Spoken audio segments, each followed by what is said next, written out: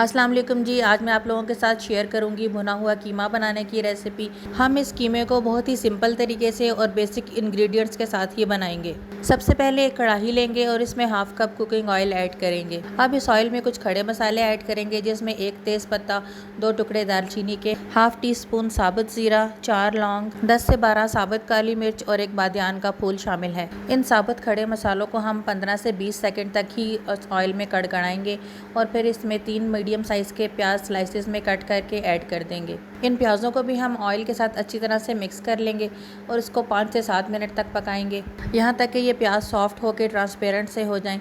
फिर हम इसमें 1 किलो कीमा ऐड कर देंगे। मैं वाइट कीमा यानी कि चिकन का कीमा यूज़ कर रही हूँ। अगर आप चाहें तो इस रेसिपी को बीफ या मटन कीमा के साथ भी बना सकते हैं। अब हम इस कीमे को प्याज के साथ अच्छी तरह से भूनेंगे। आहिस्ता आहिस्ता इस कीमे का कलर वाइट होता जाएगा और ये अपना पानी भी छोड़ता जाएगा।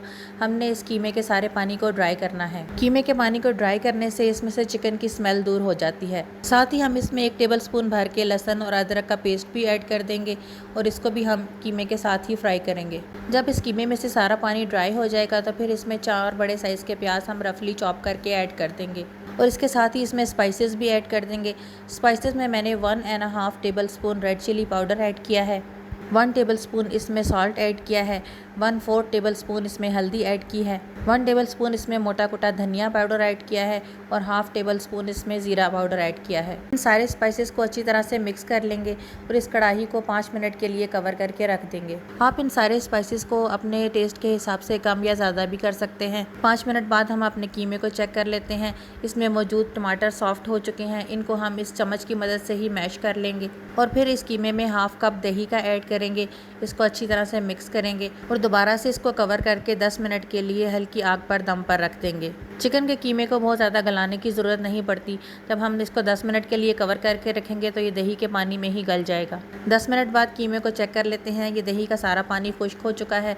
अब हम इसमें हरा धनिया और हरी मिर्चें ऐड कर देंगे। इनको हल्का सा मिक्स करेंगे और दोबारा से 5 मिनट के लिए इसको कवर करके रख देंगे। अगर आप ये कीमा बीफ या मटन में बना रहे हैं तो इस स्टेज पे आप इसमें 2 गिलास पानी डाल के इसको 15 से 20 मिनट तक गला भी सकते हैं। तो लीजिए, ये हमारा मज़ेदार सा भुना हुआ कीमा बन के रेडी हो गया है। तो देखा आप लोगों ने ये भुना हुआ कीमा बनाने की रेसिपी कितनी आसान है और इसमें बहुत ही कम मसाले ऐड हुए हैं और ये खाने में भी बहुत मज़ेदार है।